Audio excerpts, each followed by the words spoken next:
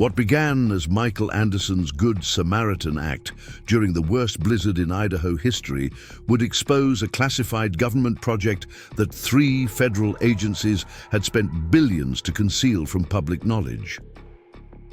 The deadly winter storm that threatened one woman's life now served as the perfect cover for a military incursion unlike anything the peaceful community of Pine Creek had ever witnessed.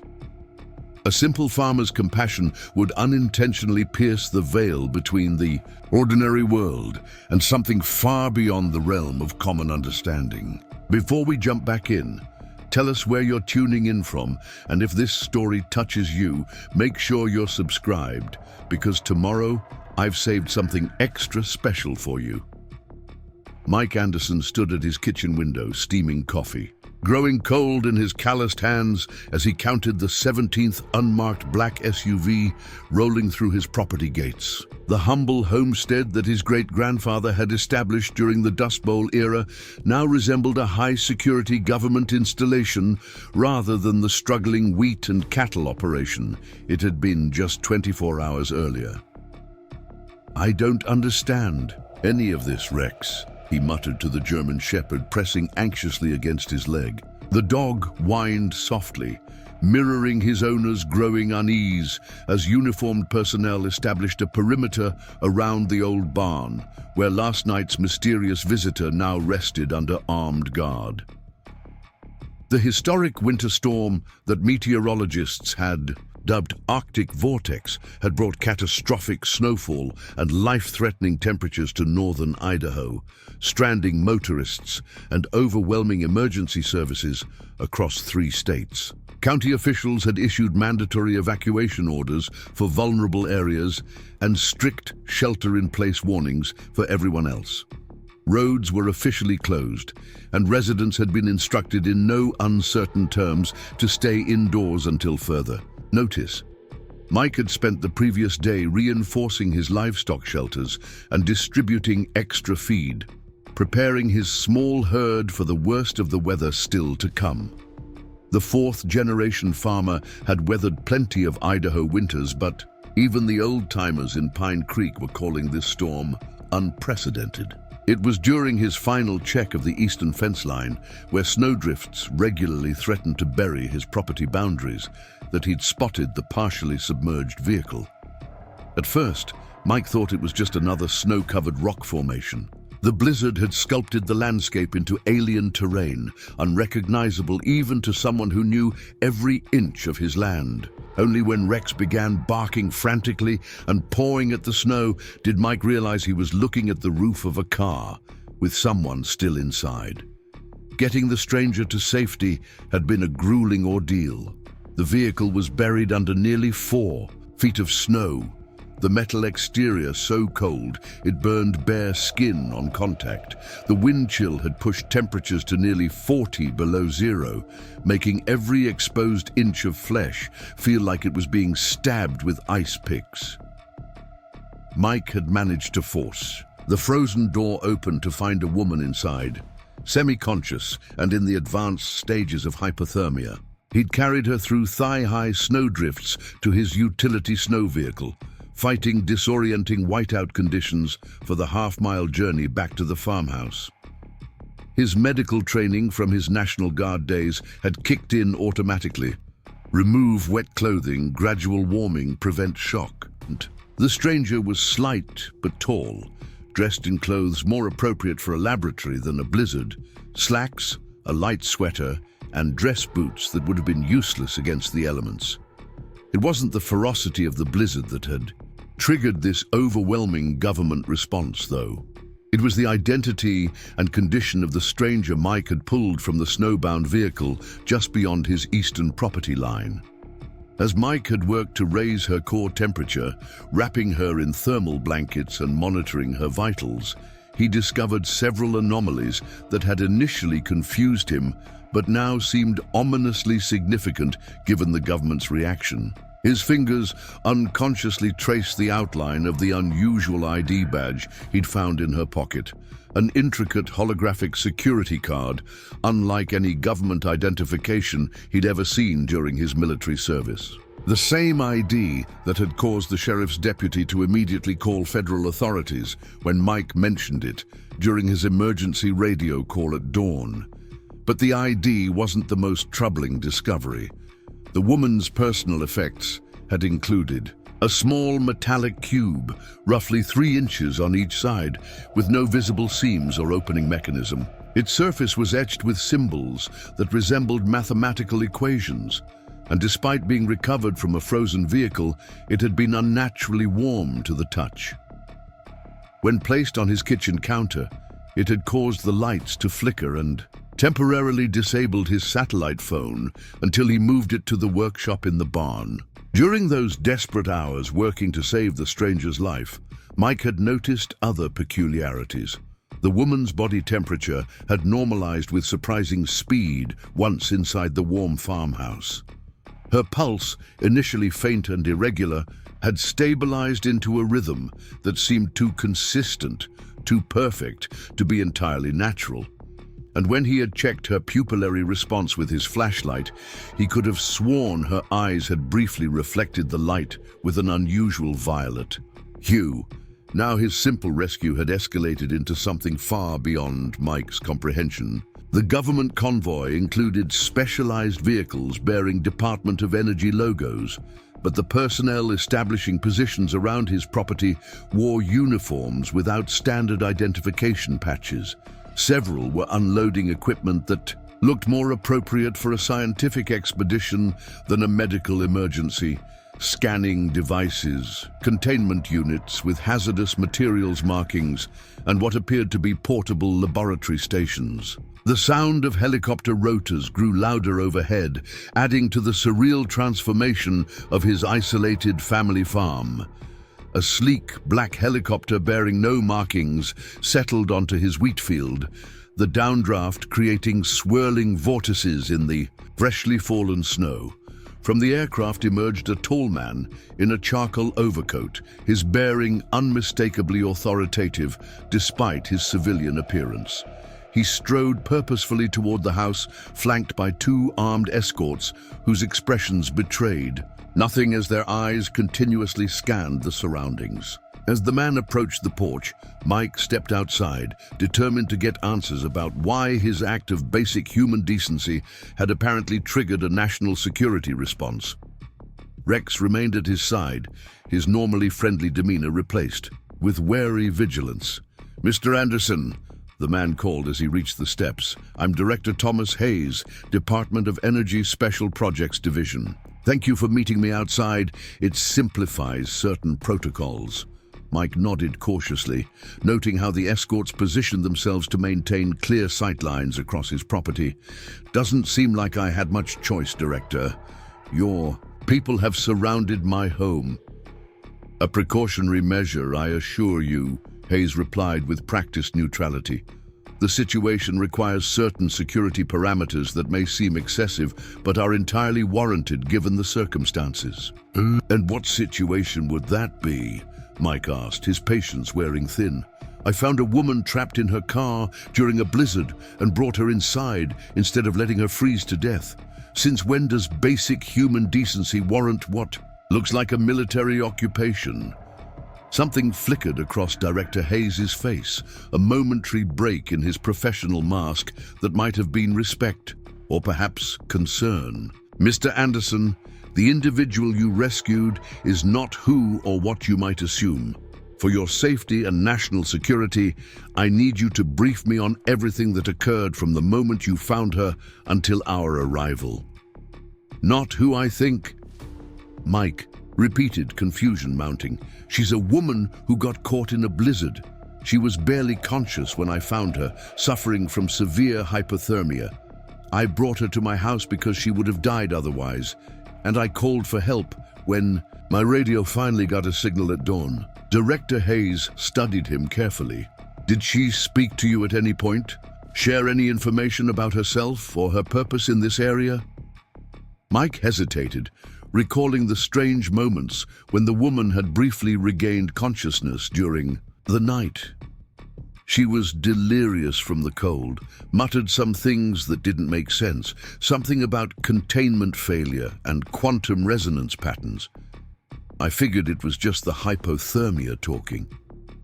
He paused, remembering another detail. There was one other thing. She grabbed my arm at one point, looked right at me and said, "They can't be allowed to find it."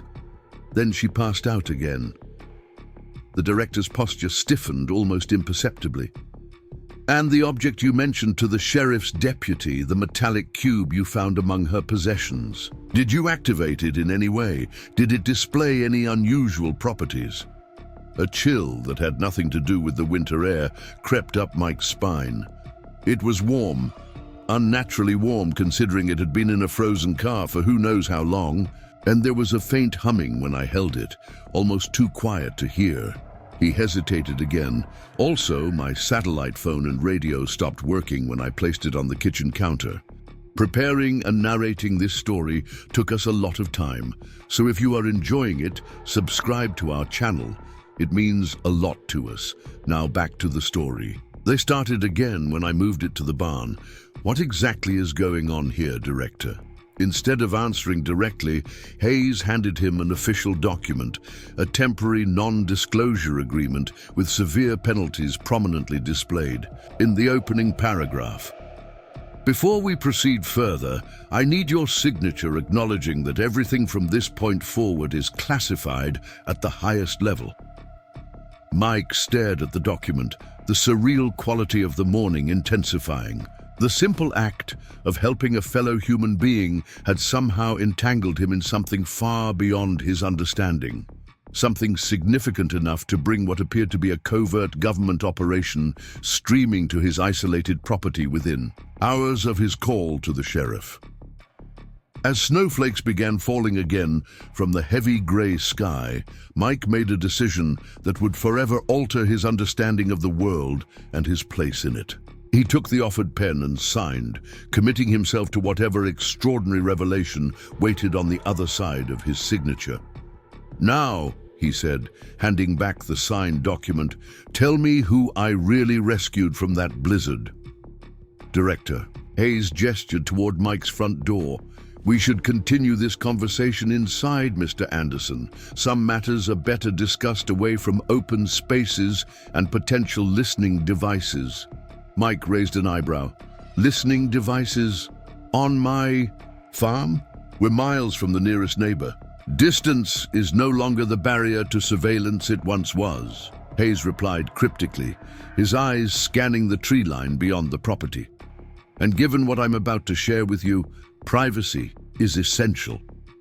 Inside the farmhouse kitchen, Mike's home felt suddenly unfamiliar with the director's presence. The worn wooden table where 4 generations of Andersons had taken their meals now served as an impromptu security briefing station, as Hayes removed a slim tablet from his coat. "What I'm authorized to tell you is limited," he began, activating the device with his thumbprint. "But given your direct contact with the subject and the object, you're entitled to certain information for your own safety." The tablet projected a 3-dimensional holographic display above the kitchen table, technology far beyond anything Mike had seen outside of science fiction films. The image showed a topographical map of the region with a series of overlapping energy patterns highlighted in pulsing red. 48 hours ago, our monitoring stations detected an anomalous energy signature in this region. He manipulated the display, zooming in on an area approximately 15 miles east of Mike's property. The signature matched patterns we've been tracking for nearly 2 decades, patterns associated with what we classify as quantum material emergence events. Mike stared at the pulsing visualization, trying to make sense of what he was seeing. "I don't understand what that means." "In the simplest terms, Mr. Anderson, it means something emerged in those mountains through a process that defies conventional physics." He paused, studying Mike's reaction carefully. "The woman you rescued didn't drive into that blizzard. Her vehicle materialized at precisely that location, along with its occupant. Mike felt a cold sensation spreading through his chest that had nothing to do with the winter storm outside. Materialized from where? That's the billion-dollar question. Director Hayes adjusted the display again, revealing a timeline of similar energy signatures detected around the globe since 2006. We've documented 33 such events globally. In 12 cases, we recovered physical evidence. In only 5 did we encounter actual subjects. Your guest is the 5th, and by far the most cognitively intact we've encountered. The clinical terminology sent a wave of unease through Mike. Subject? You're talking about a human being, Director. Hayes met his gaze directly. Are we? The individual in your guest bedroom has a human form, certainly, but preliminary scans taken by our advanced team indicate molecular anomalies inconsistent with standard human biology. Her cellular structure displays properties we've never observed outside of theoretical physics. Mike's mind flashed to the strange violet reflection in the woman's eyes, the too perfect pulse, the unnaturally rapid recovery from hypothermia. Oh, what are you saying? That she's some kind of alien? That terminology is imprecise and unhelpful, Hayes replied, his tone remaining measured. Our working hypothesis, based on quantum signature analysis and previous encounters, suggests something more complex. We believe these individuals originate from parallel quantum states, versions of our reality that occasionally intersect with our own under specific conditions. He manipulated the holographic display again, showing a visualization of overlapping realities with occasional connection points. These intersection events appear to correlate with specific electromagnetic conditions and gravitational anomalies. The blizzard you experienced wasn't just a meteorological event. It was accompanied by the strongest geomagnetic storm recorded in this region in decades, creating perfect conditions for a quantum boundary event. Mike sat back in his chair, struggling to reconcile this information with his understanding of reality. You're telling me parallel universes are real, and sometimes people from them, what, fall into our world? The mechanics are considerably more complex, but that's a serviceable simplification. Director Hayes nodded. What's remarkable about your visitor is her apparent coherence. Previous subjects we've encountered were severely compromised by the transition, their molecular structure destabilized, their cognitive functions irreparably damaged. Yet preliminary readings suggest this individual remains largely intact, both physically and mentally. The cube I found with her, is it related? Hayes's expression tightened slightly. We believe it's a stabilization mechanism, technology, designed to facilitate quantum transitions while maintaining structural integrity. Previous recovered artifacts demonstrated similar properties, but were severely damaged. The device you recovered appears fully functional, representing an unprecedented opportunity for analysis. He paused the holographic display, replacing it with an image that made Mike's breath catch. It showed the same symbols he'd seen etched into the cube, but surrounded by additional patterns forming a complex mathematical sequence. These equations have appeared at every documented quantum emergence event. We've been unable to decipher their complete meaning, despite applying our most advanced computational systems. Some of our researchers believe they represent coordinates in quantum space, while others suggest they're a form of dimensional identification marker. The implications of what Director Hayes was sharing began to sink in. Mike wasn't just housing a stranded motorist. He had somehow become entangled with a visitor from a parallel reality, advanced technology beyond human understanding, and a classified government operation that had apparently been ongoing for decades. Why tell me any of this? Mike asked finally. Couldn't you have created some cover story, taken her away, and left me none the wiser? Director Hayes deactivated the tablet, the holographic display, vanishing as suddenly as it had appeared. 2 reasons, Mr. Anderson. First, your exposure to both the subject and the device may have physiological implications we need to monitor. Quantum boundary events generate entanglement effects that can potentially alter cellular structures in proximity. He leaned forward slightly, his professional detachment momentarily giving way to genuine concern. Second, and more immediately relevant, the woman you rescued isn't the only one who transitioned. Our sensors detected multiple quantum signatures during the geomagnetic peak, and based on previous patterns, where one appears, others follow, often with specific objective parameters.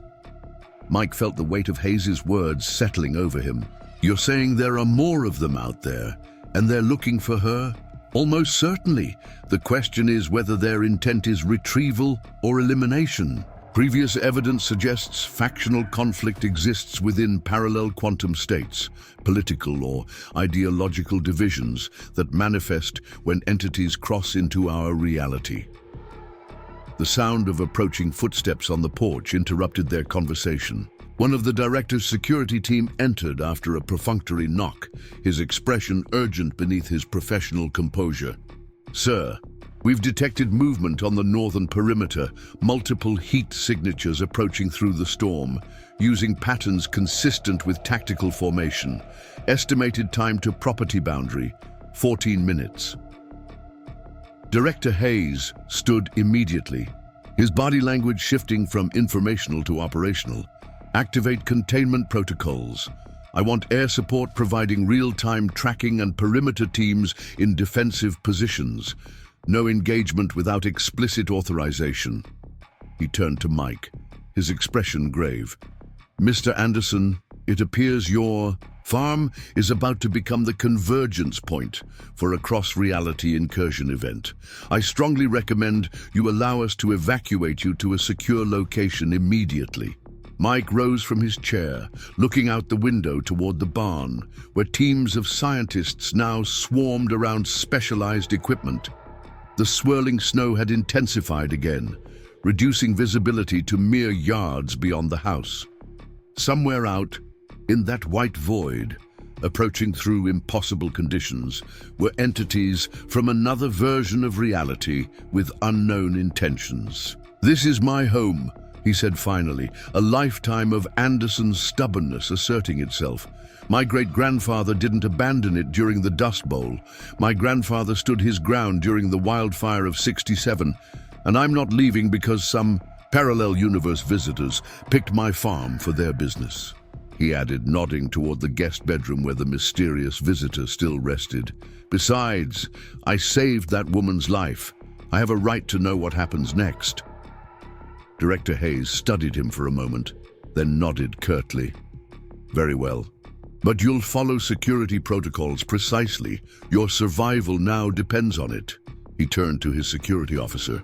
Equip Mr. Anderson with tactical communications and a personal defense weapon, and bring the quantum resonance disruptor from the secondary transport. If these entities are hostile, conventional weapons may prove ineffective. As the officer departed to carry out his orders, Hayes fixed Mike with an intense gaze.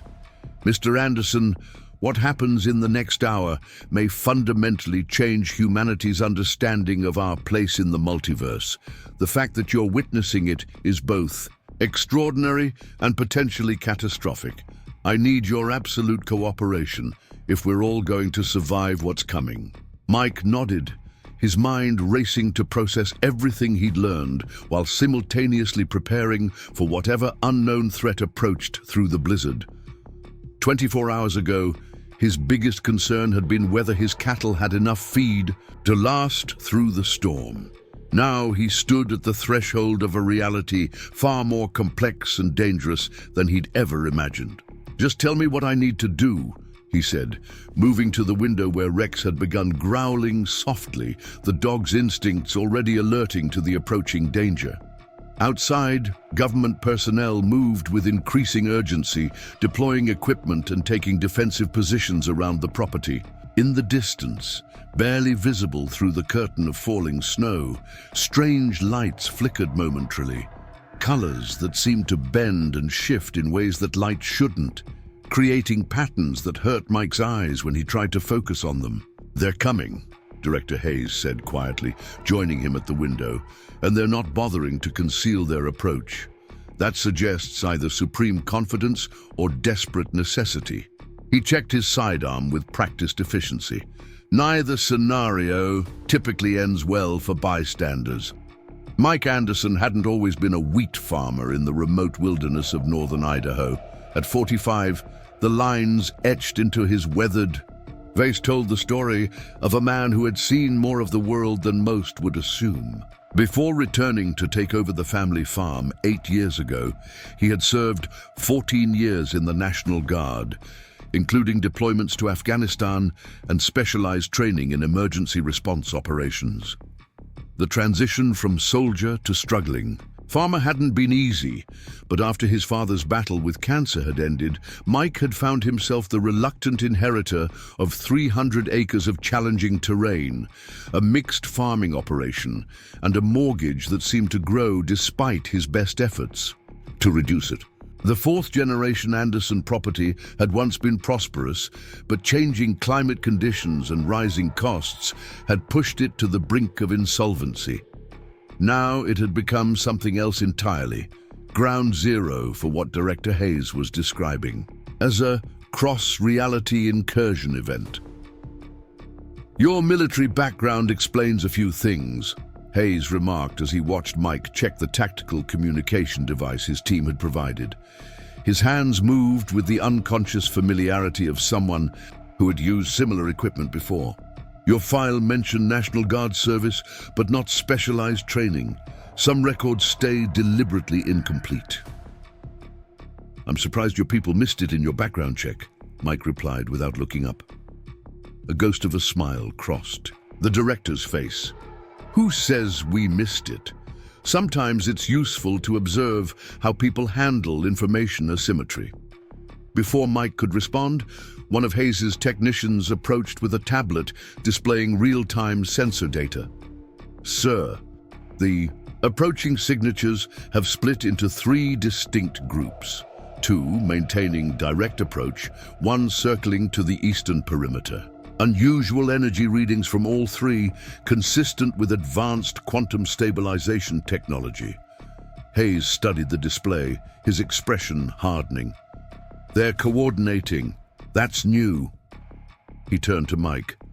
"We need to move the subject from your house to our mobile containment unit. Previous encounters suggest these entities can track quantum entanglement signatures at close range. The longer she stays in that location, the more precisely they can target her." Mike reached for his heavy winter coat. "I'll help. She seemed to respond to me earlier. Might keep her calm during transport." As they prepared to venture out into the blizzard, Mike's mind drifted to his grandfather's stories about the property. Old Joseph Anderson had claimed there was something special about this particular valley, something that had led him to fight to keep this land rather than sell it during the hard years of the 1960s. He had spoken of unusual compass readings, strange lights occasionally visible during intense storms, and animals that sometimes behaved oddly during certain seasons. The family had dismissed these tales as the fanciful imagination of an aging man, or perhaps early signs of the dementia that would eventually claim him.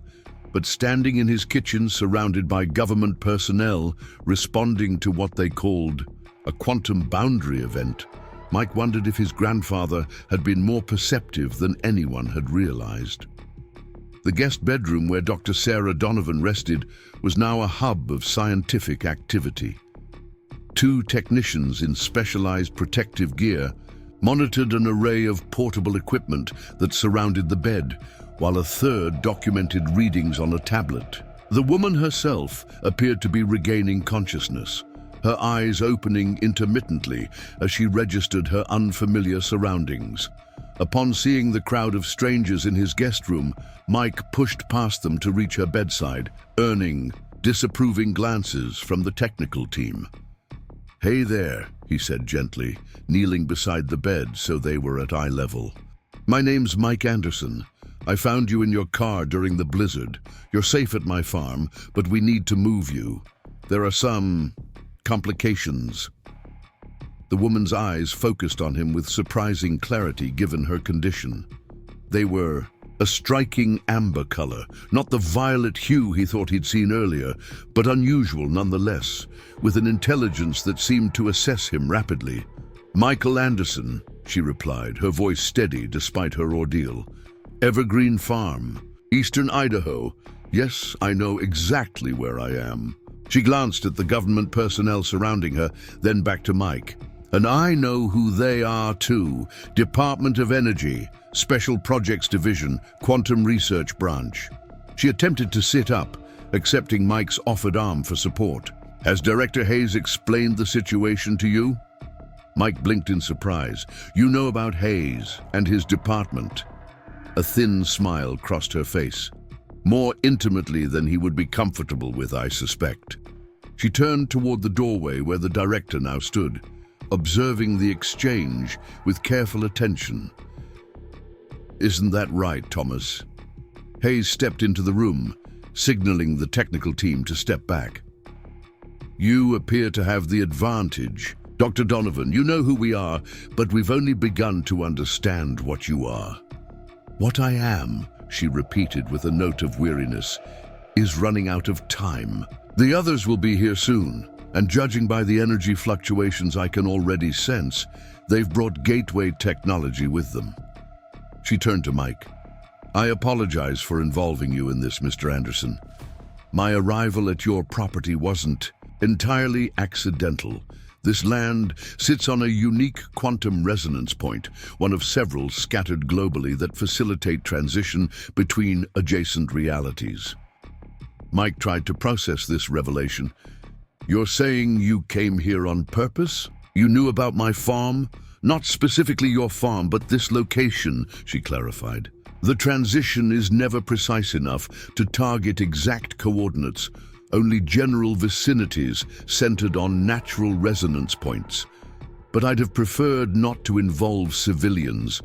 The storm's interference with my stabilization mechanism caused an emergency materialization significantly off-target from my intended arrival point." Director Hayes moved closer, his professional demeanor barely containing his evident fascination. "You're claiming intentional transition. None of our previous subjects demonstrated conscious control over the emergence process. Your previous subjects were either accidental transitioners or failed extraction attempts," she replied, her tone making it clear she disliked the terminology. "I'm neither. I'm part of the Boundary Protection Initiative, a multi-reality scientific coalition established to prevent exactly the kind of incursion that's about to happen here." The revelation caused visible shock among the government personnel. Hayes recovered first, his training reasserting control. "You're saying you're some kind of interdimensional security force?"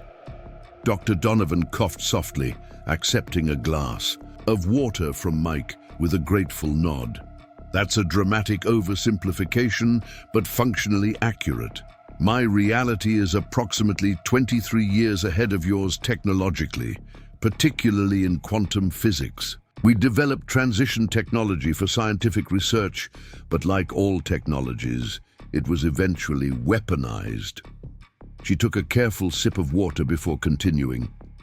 "Factions within my world now seek to establish permanent gateways to resource-rich, parallel realities like yours, allowing for extraction of materials, energy, and eventually territorial expansion.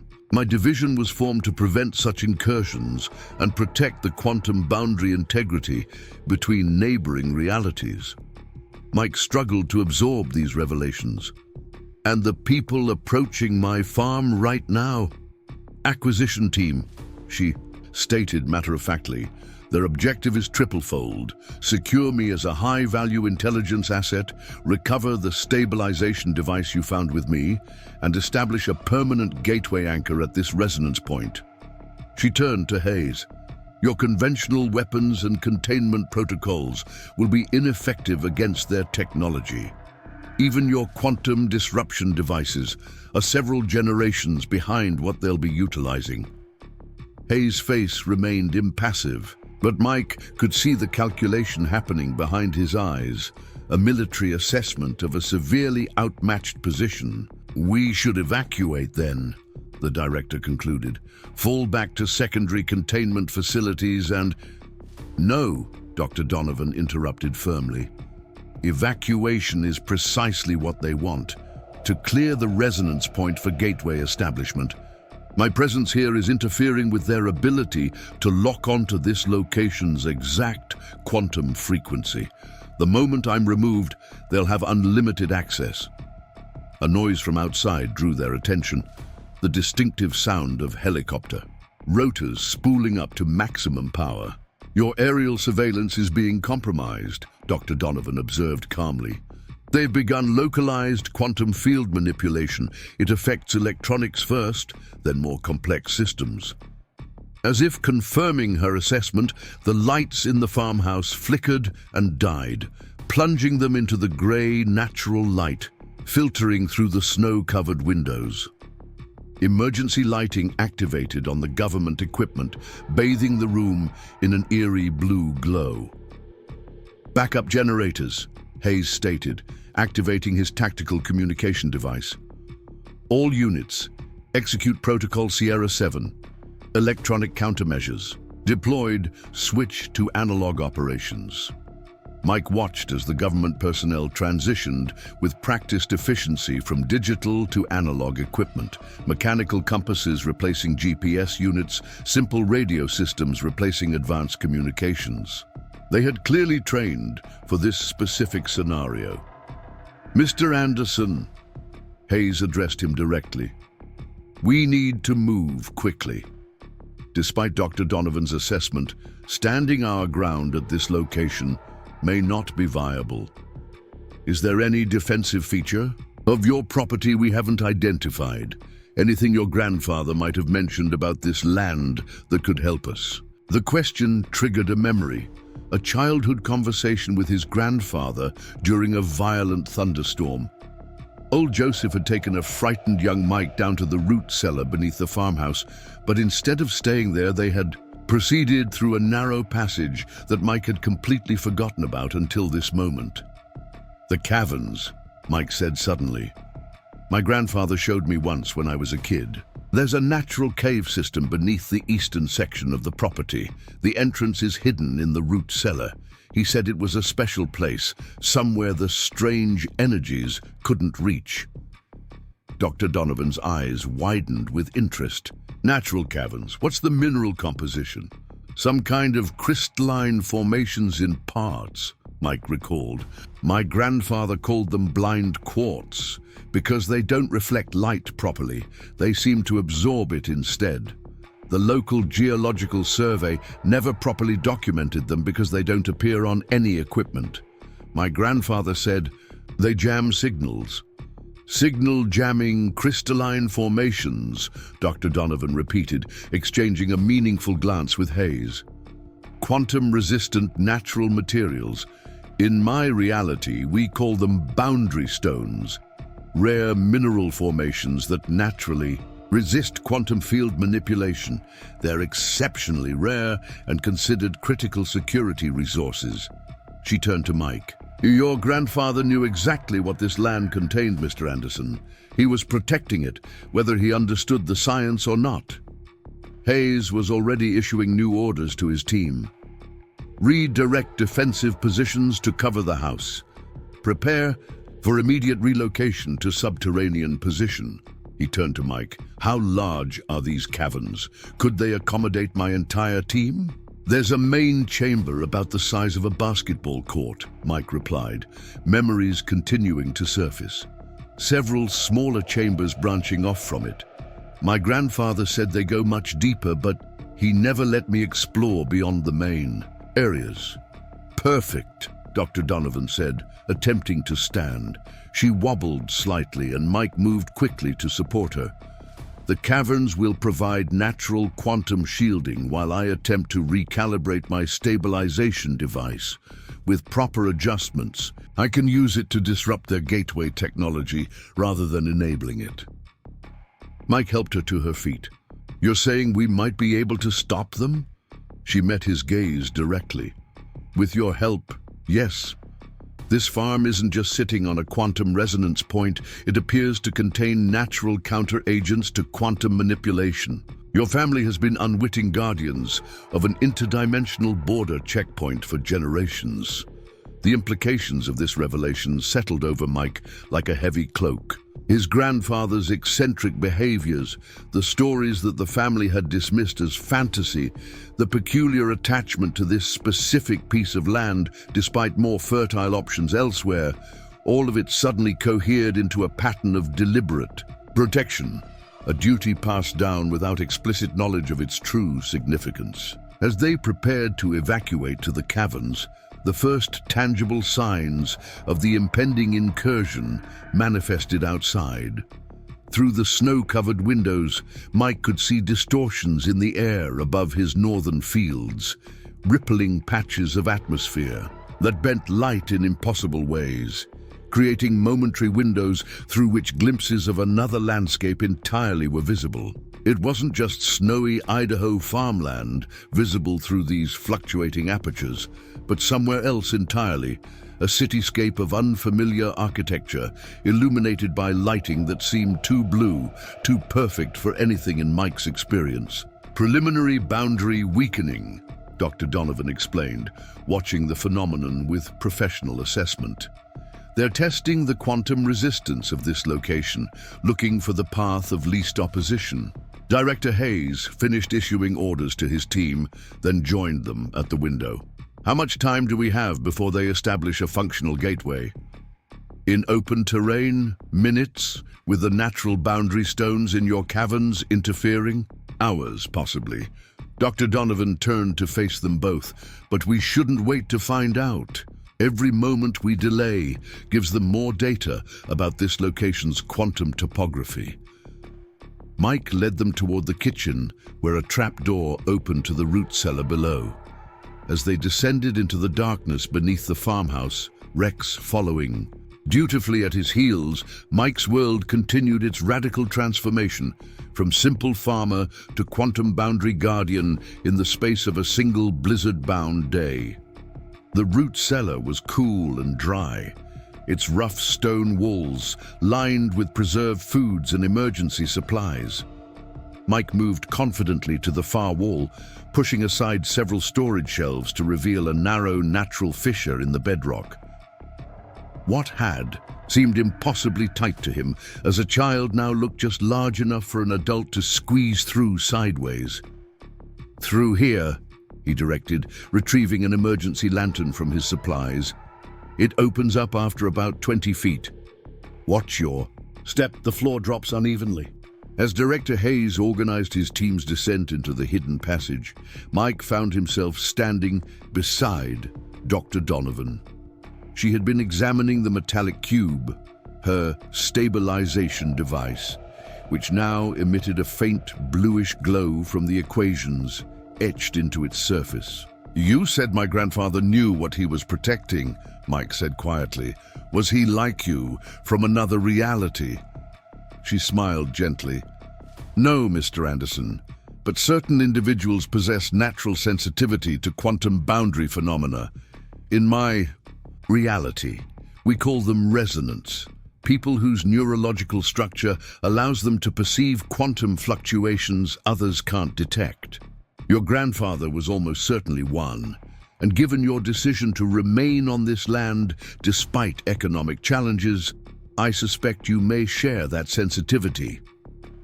Mike considered this possibility, recalling moments throughout his life when he'd experienced inexplicable sensations on the property, brief, disorienting episodes where colors seemed too vivid, where the air felt somehow thicker, where time itself seemed to stutter briefly before resuming its normal flow.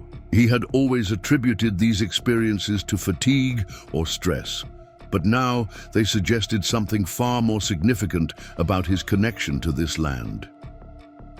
"Is that why I was able to see you in the storm? Why Rex and I found your car when nobody else could have?" "Very likely," she nodded. "Quantum resonance often describe a pulling sensation during boundary events, an intuitive understanding of where to be at critical moments. You were drawn to my arrival point because on some level your neurology recognized the quantum signature." Their conversation was interrupted by Hayes, who had finished organizing the evacuation sequence. "We're ready to proceed. Technical. Team first, then Dr. Donovan, then defensive personnel. Mr. Anderson, you'll guide from the front." Mike nodded, activating his lantern and moving toward the narrow passage. "Stay close and call out any obstacles. The passage has been stable for generations, but it's still a natural formation." Leading the procession into the darkness, Mike felt a strange sense of rightness, as if his entire life had been preparing him for this moment of crisis. The farm that had sometimes felt like a burden, an inheritance of responsibility rather than opportunity, now revealed itself as something far more significant. A cosmic trust passed down through generations of Andersons, each doing their part to guard a boundary they only dimly perceived. As they moved deeper beneath the earth, the sounds from above faded, replaced by the quiet drip of underground moisture and the shuffling movements of the government team. The narrow passage gradually widened, opening into a modest chamber with a ceiling just high enough for Mike to stand upright. The lantern light revealed rough stone walls embedded with the unusual crystals he had mentioned, dark formations that seemed to swallow light rather than reflect it, creating odd shadows that moved in ways that didn't quite match the lantern's position. "Remarkable," Dr. Donovan whispered, approaching one of the larger crystal formations embedded in the wall. "Pure boundary stone, completely untouched. In my reality, deposits half this size are national security assets."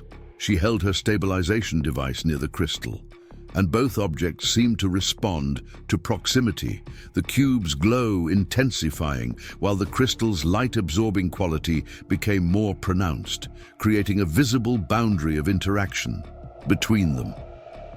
"These caverns aren't just hiding places," she explained, looking around with growing excitement. "They're natural quantum dampers, geological formations that naturally resist reality distortion. Your grandfather didn't just find shelter here, he found a tool."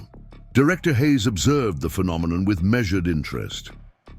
"Can these formations be weaponized against the incursion force?" "Not directly," Dr. Donovan replied, "but they provide the raw materials I need to recalibrate my device for defensive purposes rather than transition facilitation." She turned to Mike. "You mentioned a larger chamber deeper in the system." Mike nodded. "This is just the antechamber. The main cavern is through that passage." He pointed to a larger opening on the far side of the room. "It's about 100 yards further in, with a gentle slope downward." "Perfect," she said. "That's where we'll make our stand." The team proceeded through the connecting tunnel, moving carefully in the limited light of their emergency lanterns. Mike led the way, with Rex trotting alongside, the dog seemingly untroubled by the unusual environment. Behind them came Dr. Donovan, supported by one of Hayes's medical personnel, then the technical team carrying essential equipment, and finally the security forces covering their retreat. As they progressed, the tunnel widened gradually until it opened into the main cavern, a vast underground chamber that took everyone's breath away. The ceiling soared at least 30 feet overhead, and the space extended close to 100 feet in diameter, but it wasn't the size that made the chamber remarkable. It was the boundary stone formations that dominated the space. Unlike the smaller, crystals in the antechamber, these formations had grown to massive proportions, towering columns that stretched from floor to ceiling, clusters that resembled frozen waterfalls, and geometric patterns that defied natural explanation. Each formation exhibited the same light-absorbing properties, but at this scale, the effect created zones of absolute darkness within the cavern, areas where lantern light simply ceased to exist, swallowed completely by the stone's unusual properties. "I've never seen anything like this," Hayes murmured, his customary reserve momentarily broken by genuine wonder. "How is it possible that geological formations of this significance have remained undocumented? They resist conventional detection methods," Dr. Donovan explained, moving further into the chamber with growing excitement. "Seismic mapping, ground-penetrating radar, even magnetic resonance imaging, boundary stones create quantum interference, fields that render them effectively invisible to modern scientific instruments. The only way to document them is direct visual observation, and even then." She gestured toward one of the larger formations where Mike's lantern light seemed to bend unnaturally around the crystal structure, creating a visual distortion that made it difficult to perceive its true shape. They resist observation itself at a fundamental level. It's why they're so valuable for quantum security applications. They're nature's perfect cloaking device.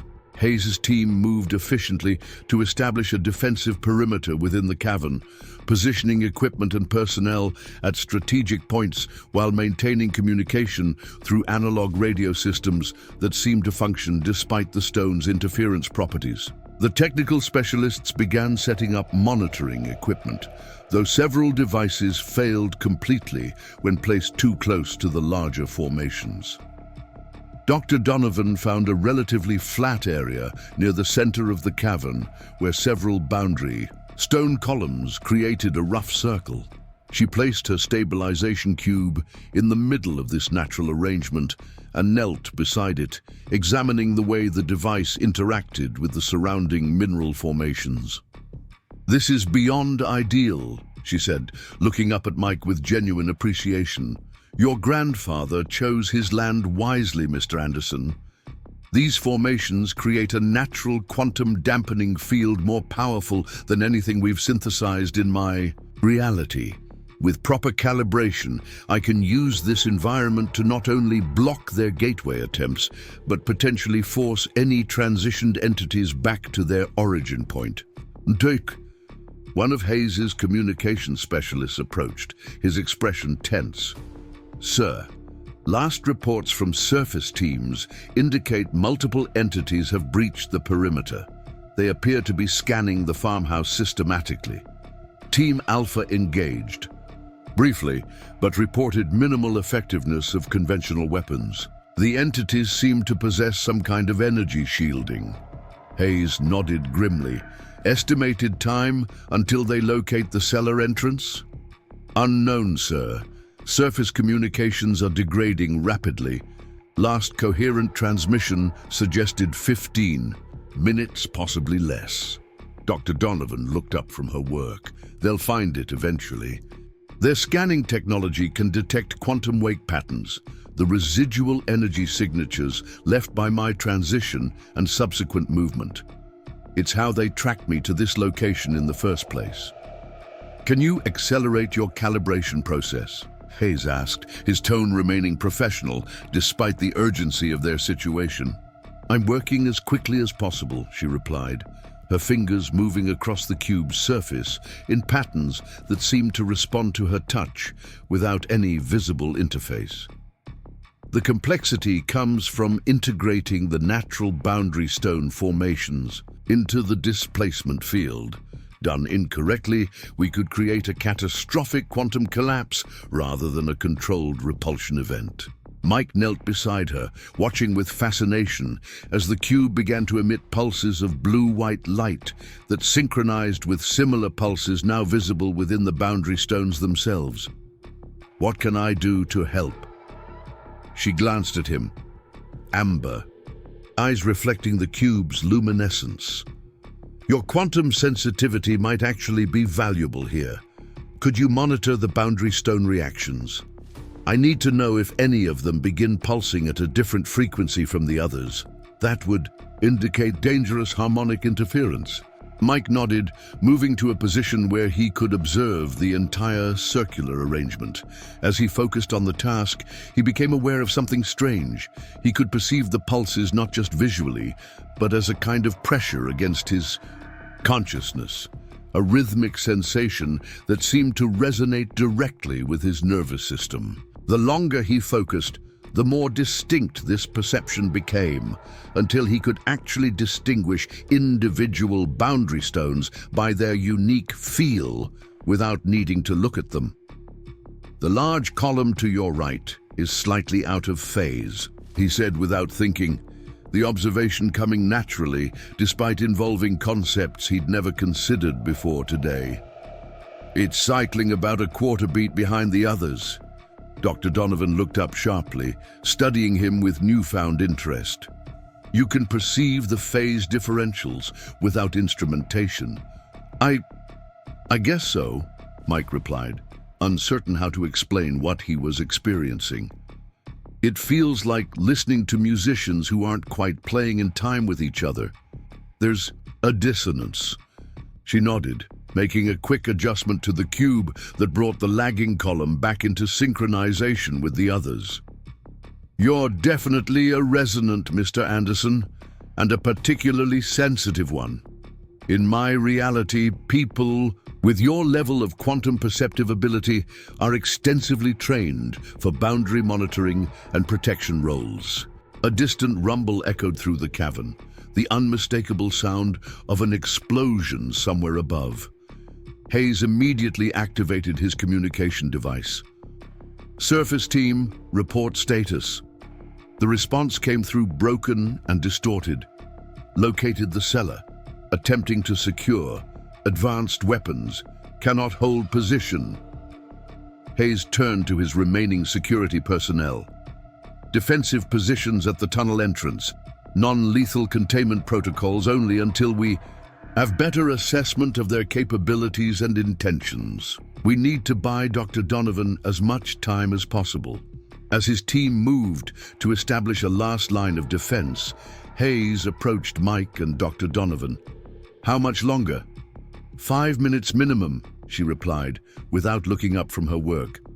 The quantum field is stabilizing, but I need to ensure the displacement effect will be precisely calibrated. Too weak, and it won't force them back fully. Too strong, and we risk creating a cascading reality rupture that could be catastrophic. Define catastrophic, Hayes pressed. Dr. Donovan paused her work briefly, meeting his gaze. Quantum dissolution of everything within approximately a 100-mile radius, followed by potential reality fragmentation, extending considerably further. We're manipulating fundamental forces here, Director. Precision is essential.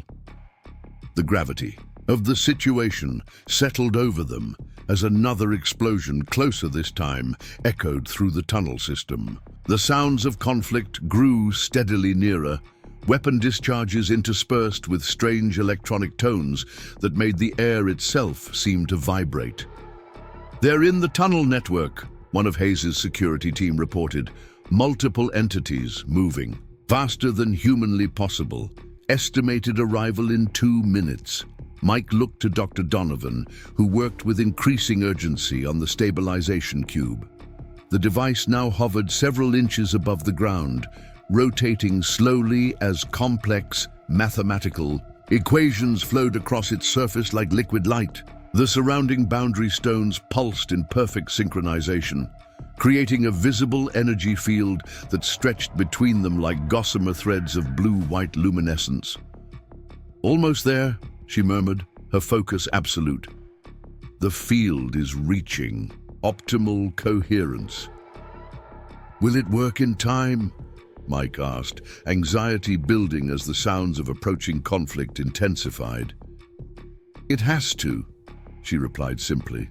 The first of the intruders appeared at the tunnel entrance, a figure that resembled a human in general outline, but moved with unnaturally fluid grace. It paused at the threshold, seemingly assessing the cavern's unusual properties. Even at this distance, Mike could tell something was fundamentally wrong with the entity's appearance.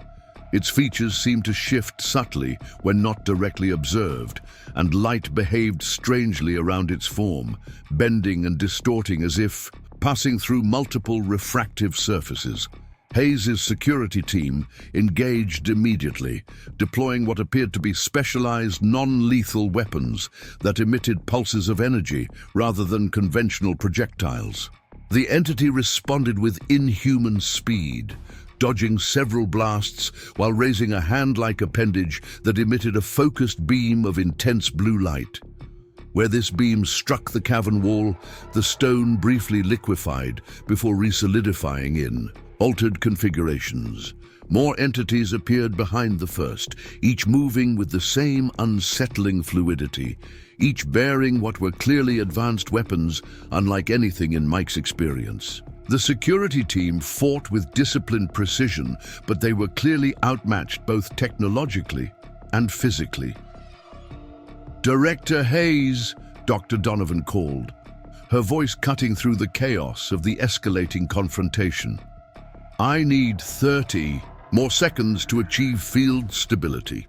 After that, anyone not native to this reality needs to be within the displacement radius when I activate it." Hayes understood immediately. "You're saying we need to draw them fully into the chamber?" "Yes. Anyone caught partially in the field will experience catastrophic molecular dissolution. I need complete quantum signatures for clean displacement." The director nodded grimly, then issued orders to his team. "Fall back to secondary positions, creating containment perimeter at central chamber boundary."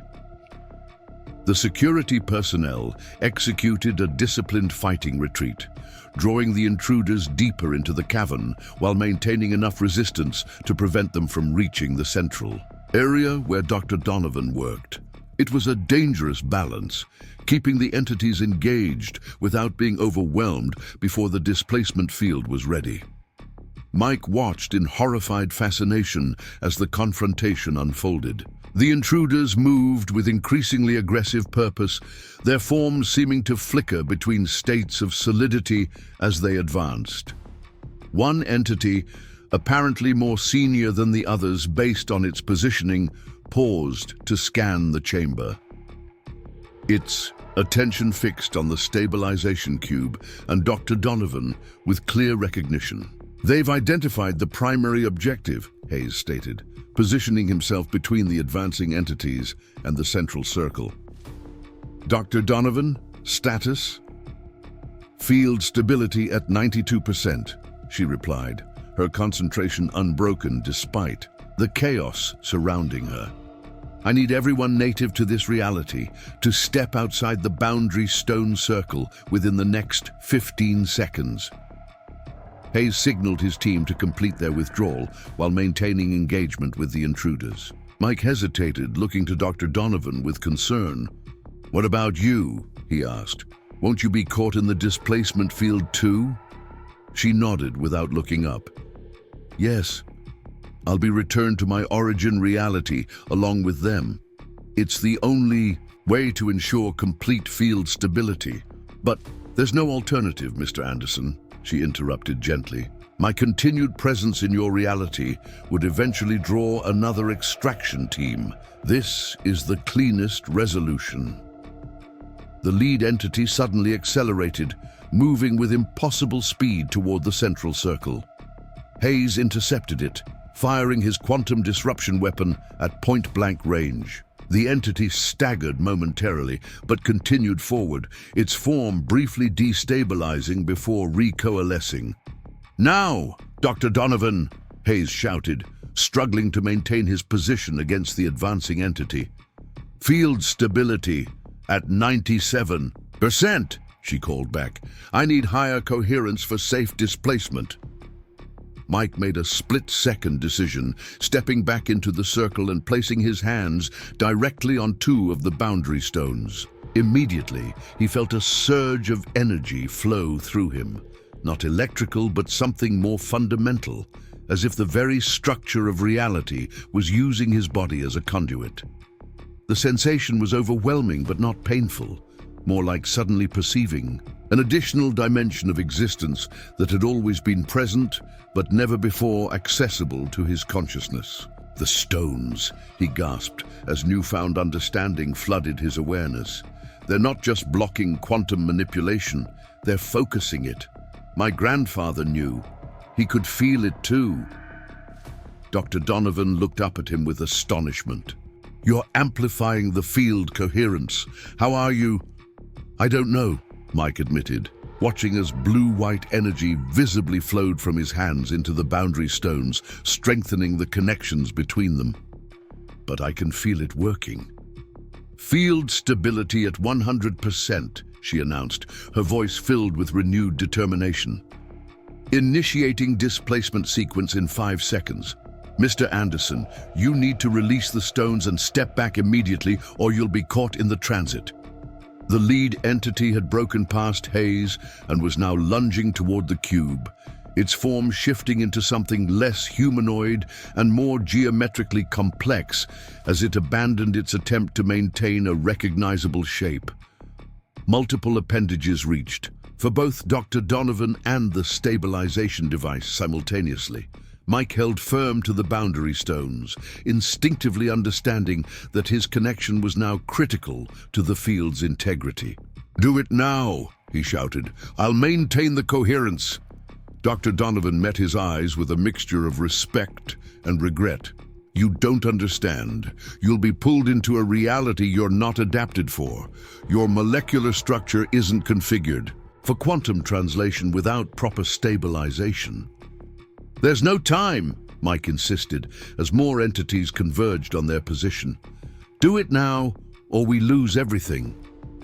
With visible reluctance, Dr. Donovan made a final adjustment to the cube.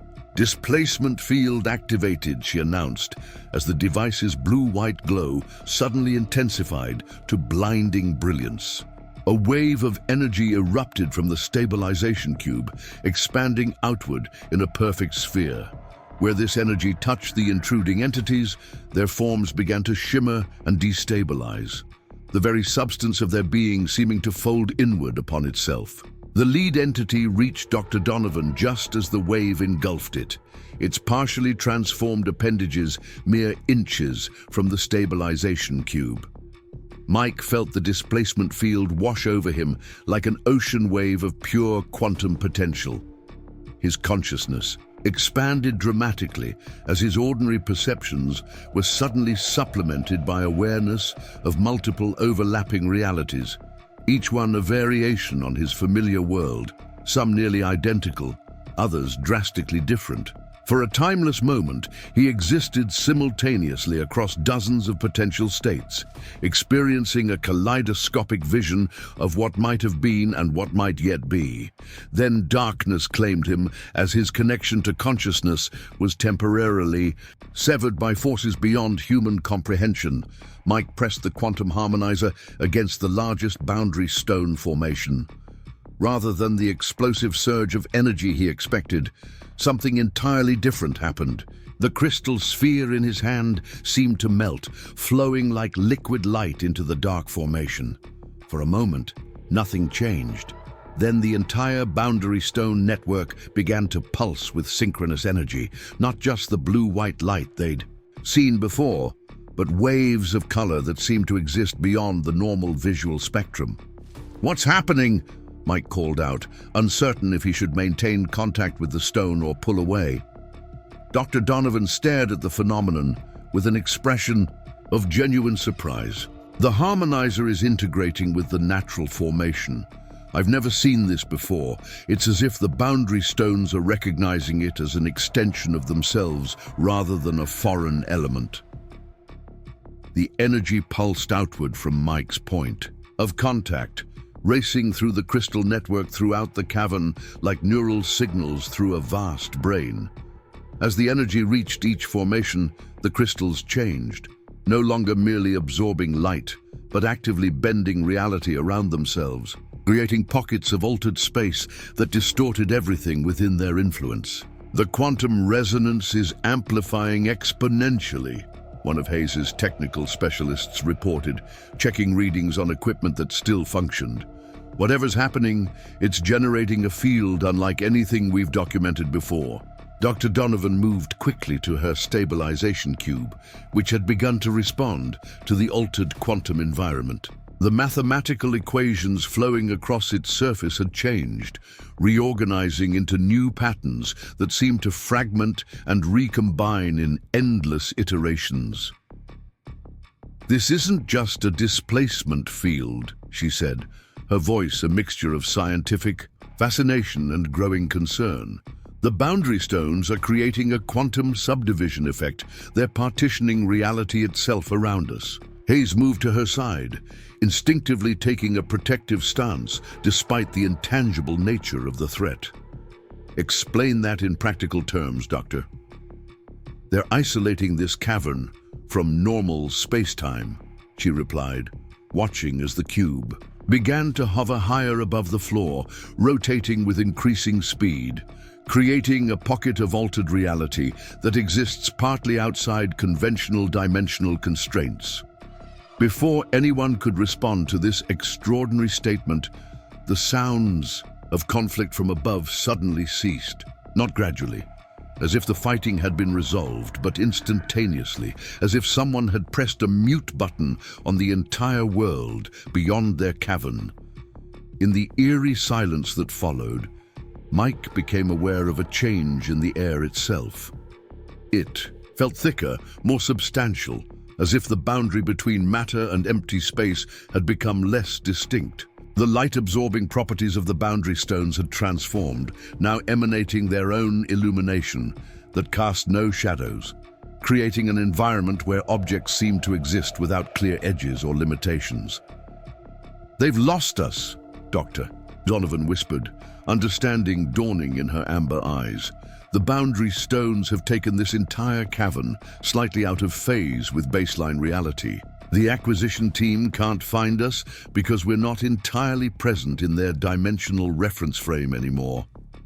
Hayes's communication specialist raised his hand to get attention. "Sir, all communications with surface teams have ceased. No signals in or out, not even static."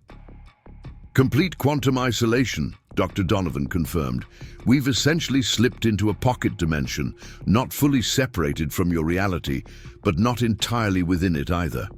Mike stared at his hands, which appeared normal enough to his eyes, yet somehow felt different, as if the atoms comprising his body were vibrating at an altered frequency. "Is this dangerous? What happens to us now?" Dr. Donovan approached the rotating cube, studying its behavior with professional assessment despite the unprecedented nature of their situation. "That depends on whether this is a temporary state or a permanent one. The boundary stones appear to have activated some kind of defensive mechanism. Perhaps this is how they naturally protect quantum-sensitive areas during incursion attempts." "So, you're saying this has happened before?" Hayes asked, his tactical mind already considering the strategic implications. "Possibly. Throughout human history, there have been accounts of places that seem to exist partly outside normal reality, locations where people vanish, where time flows differently, where the laws of physics don't quite apply."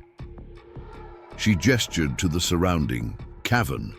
"Many of these stories could be explained by natural quantum boundary formations like this one, activating under specific conditions." A new sound penetrated the strange silence, a deep, resonant tone that seemed to emanate from the boundary stones themselves. The tone pulsed in a complex rhythm, like a language composed entirely of musical frequencies. The cube at the center of the chamber responded, emitting harmonizing tones that interwove with the stone's communications. "They're exchanging information," Dr. Donovan said quietly, watching this unprecedented interaction. "The cube contains a quantum database of transition coordinates and boundary protocols. The stones appear to be accessing it. "Is that bad?" Mike asked, still maintaining contact with the main boundary stone formation, though he no longer felt he could pull away even if he wanted to. His hand didn't feel stuck. It felt integrated, as if the distinction between his flesh and the crystal had become academically rather than physically relevant. "Not necessarily," she replied, "but it suggests these formations are far more than inert mineral deposits. They appear to be a naturally evolved quantum information system, perhaps even a form of non-biological intelligence that operates on principles entirely foreign to our understanding of consciousness." The technical specialist checking his equipment suddenly looked up, his expression alarmed. "Energy readings just spiked across all wavelengths. Something's happening." The cube at the center of the chamber suddenly accelerated its rotation, becoming a blur of light and mathematical symbols.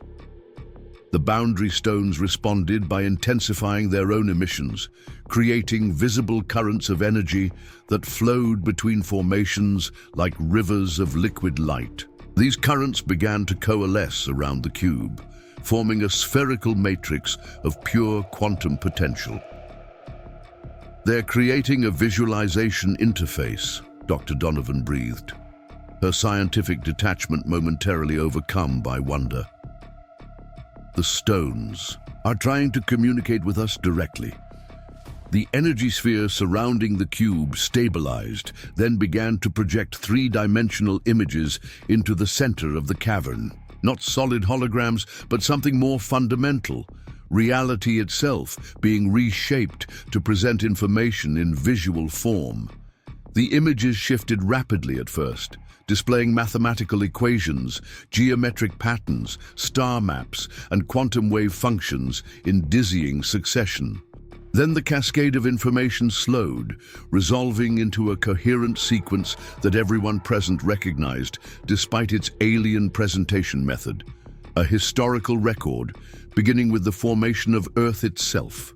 They watched in stunned silence as the boundary stones showed them the planet's evolutionary history from a perspective none had considered before.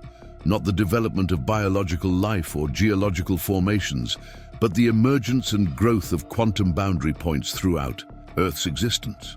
These points appeared as luminous nodes in a gradually forming network, each one a place where the membrane between realities grew naturally thin. "They're showing us Earth's quantum topology," Dr. Donovan explained, transfixed by the display. "The natural network of transition points that has existed alongside conventional reality for billions of years."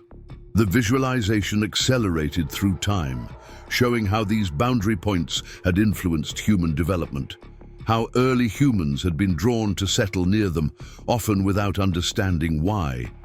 Sacred sites, ancient temples, places of pilgrimage, and power, many aligned perfectly with the quantum nodes displayed in the boundary stone's historical record. Mike felt a chill as the visualization focused on North America, then Idaho specifically, finally zooming in on the very land that had been in his family for generations.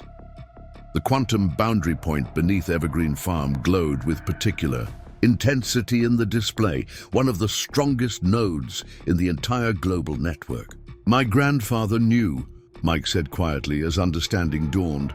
"Maybe not consciously, but he sensed it.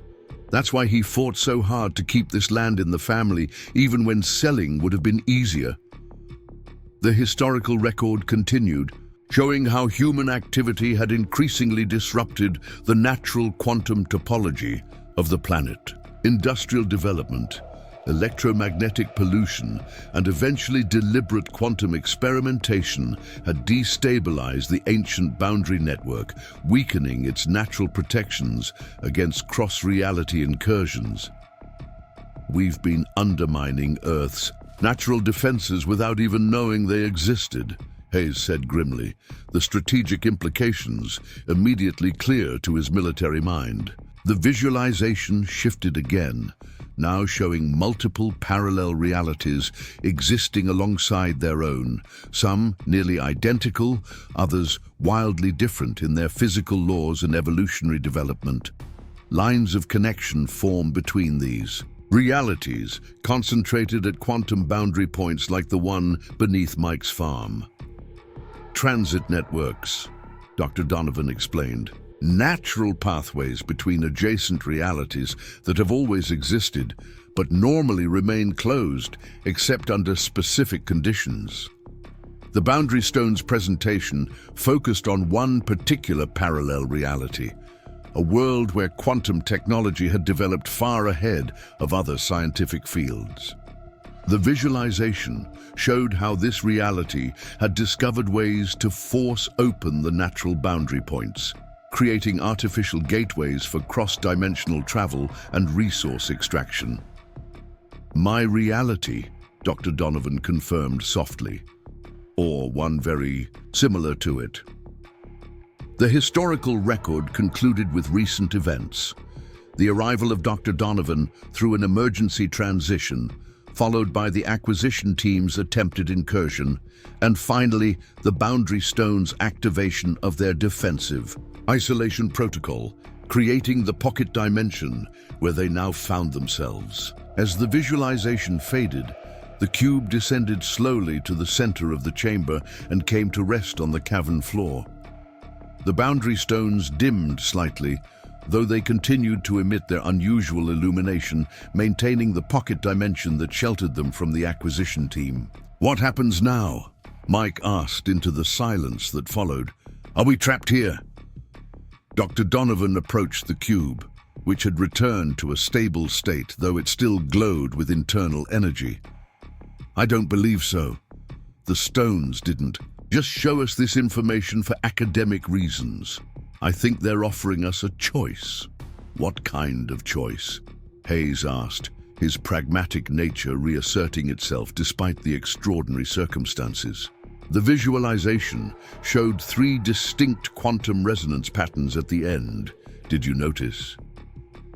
She looked around at the group, most of whom nodded. Those weren't just decorative elements. They were options. Maintain the isolation indefinitely, return to baseline reality exactly as we left it, or... She hesitated before continuing. "The third option is more complex. From what I can interpret, the Boundary Stones are offering to recalibrate this entire quantum node, essentially upgrading Earth's natural defenses against forced incursions. It would make this transition point, and potentially others connected to it, highly resistant to the kind of gateway technology my reality has developed. A permanent solution rather than a temporary hideout," Hayes summarized. "What's the catch?" "It would require a quantum anchor, a consciousness permanently bonded to this specific boundary point to maintain the recalibration." Dr. Donovan's gaze shifted to Mike. "Someone with natural resonance sensitivity who is already genetically attuned to this location." The implications settled over Mike like a physical weight. "Me. They want me to become some kind of, guardian for this place." "Not just for this place," she corrected gently, "for this entire reality.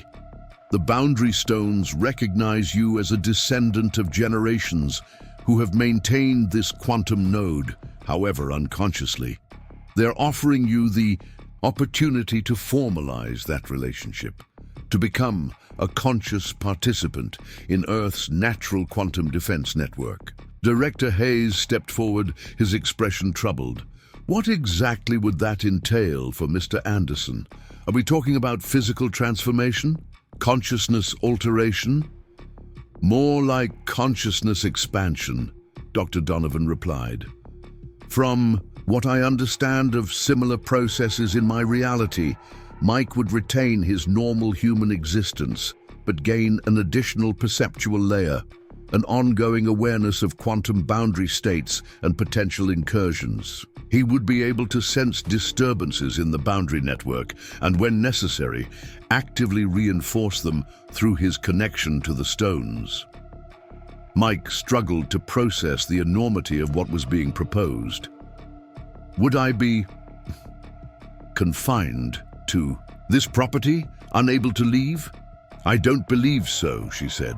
The connection would be strongest here, certainly, but the visualization suggested a distributed awareness, the ability to perceive the entire network while maintaining your primary anchor point at this location. Hayes maintained his protective stance, ever the practical strategist even in this unprecedented situation. And the alternative options.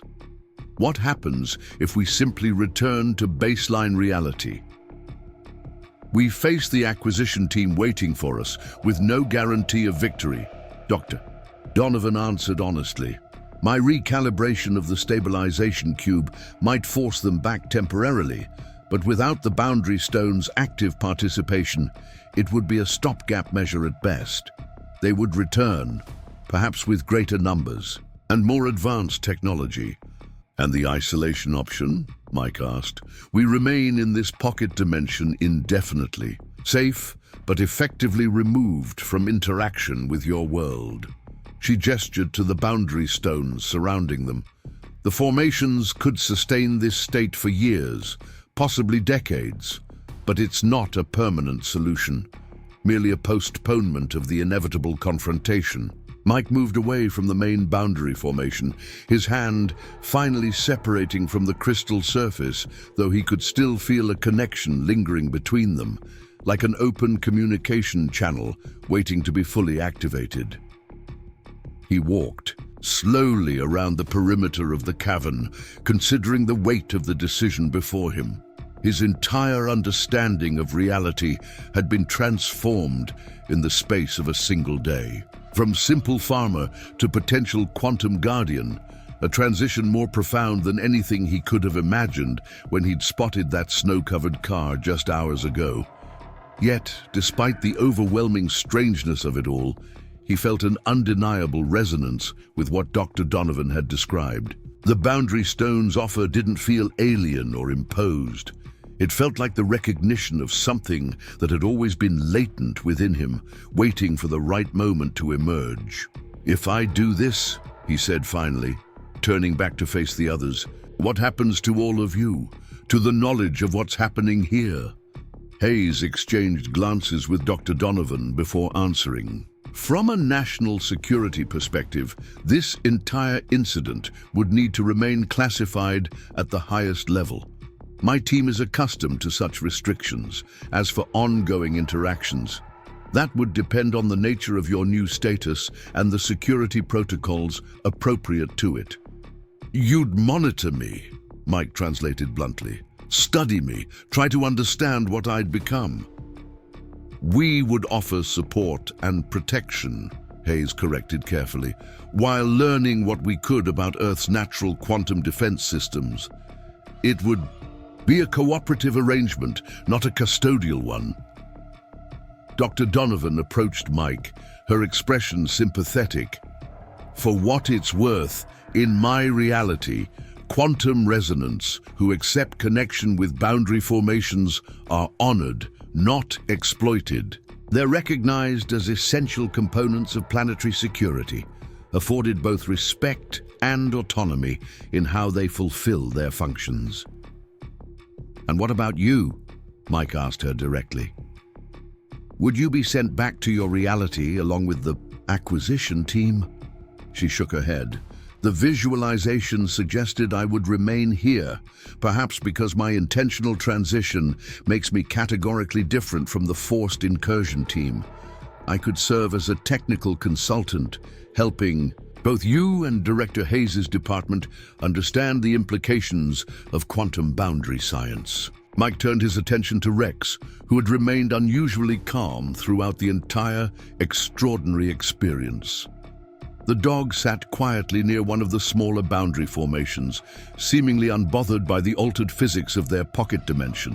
When Mike focused on him, Rex looked up with an expression of patient expectation, as if merely waiting for his human to make the obvious choice. My grandfather used to say Rex was the smartest dog he'd ever known, Mike said with a faint smile. Maybe he understands more about all this than we realize. He approached the central area of the cavern where the stabilization cube rested, surrounded by the complex network of boundary stones. The decision before him was momentous, yet somehow it didn't feel like a choice between entirely unfamiliar options. Rather, it felt like acknowledging something that had always been true, a relationship between his family and this land that extended far deeper than mere ownership. "I'll do it," Mike said finally, his voice steady despite the magnitude of his decision. "If these boundary stones have been protecting Earth all along, and if my family has been unconsciously helping them for generations, then it seems right to continue that tradition, just with open eyes now instead of intuition alone." Dr. Donovan nodded with evident respect. "You understand that this isn't just about protection from my reality's technology. The quantum boundary network guards against all manner of cross-dimensional threats, some potentially more alien than anything humanity has conceived." "I understand enough," Mike replied. "The rest, I guess I'll learn as I go. That's farming for you. You never stop learning what the land needs." Hayes stepped forward, extending his hand in a formal gesture that seemed to acknowledge the shift. In their relationship, no longer merely government agent and civilian, but partners in a security arrangement beyond conventional understanding. "The department will provide whatever resources you require, Mr. Anderson. Your property will remain yours, with appropriate cover stories established for any necessary equipment or personnel. To the outside world, nothing need appear to have changed." Mike accepted the handshake, appreciating the director's attempt to frame the extraordinary in practical terms. "Except that everything has changed," he said quietly. "How do we proceed with the actual connection?" Hayes asked, turning to Dr. Donovan. She gestured toward the cube. "The stabilization device will serve as a quantum interface. Mike needs to establish physical contact with it while mentally focusing on the boundary stones. The formations will recognize his intent and initiate the connection sequence." Mike moved to the center of the chamber and knelt beside the cube. Its surface still displayed flowing mathematical equations, though they had settled into a stable pattern that pulsed in rhythm with the surrounding boundary stones. He placed both hands on the device, feeling an immediate resonance that spread up his arms and throughout his body.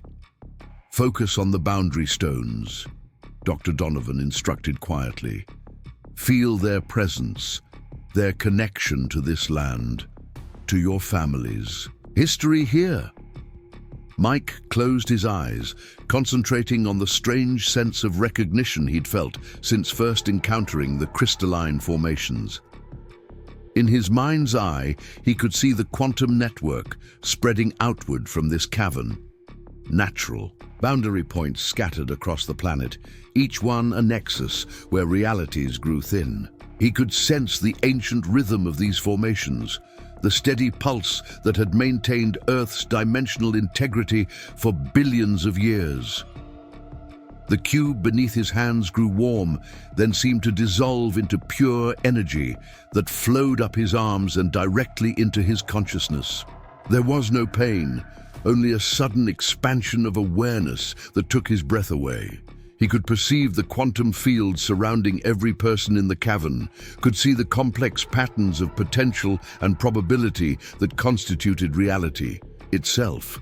Most strikingly, he could sense the acquisition team still searching above ground, their alien quantum signatures appearing as discordant notes in the harmonious field of Earth's natural resonance. They moved through his farmhouse with growing frustration, unable to locate their quarry hidden within the pocket dimension. Without consciously directing the process, Mike felt his expanded awareness reach out through the boundary stones, extending their influence beyond the cavern and throughout the property. The pocket dimension began to shift, not collapsing back into baseline reality, but transforming it, realigning the quantum structure of Evergreen Farm to create a permanent defensive barrier against unauthorized transitions. The acquisition team reacted immediately to this change, their search patterns becoming erratic as they encountered resistance on a fundamental level. Mike could sense their confusion giving way to alarm as the very fabric of reality around them began actively rejecting their presence. One by one, they attempted emergency transitions back to their origin point, their quantum signatures destabilizing and dissolving as Earth's natural defenses reasserted themselves.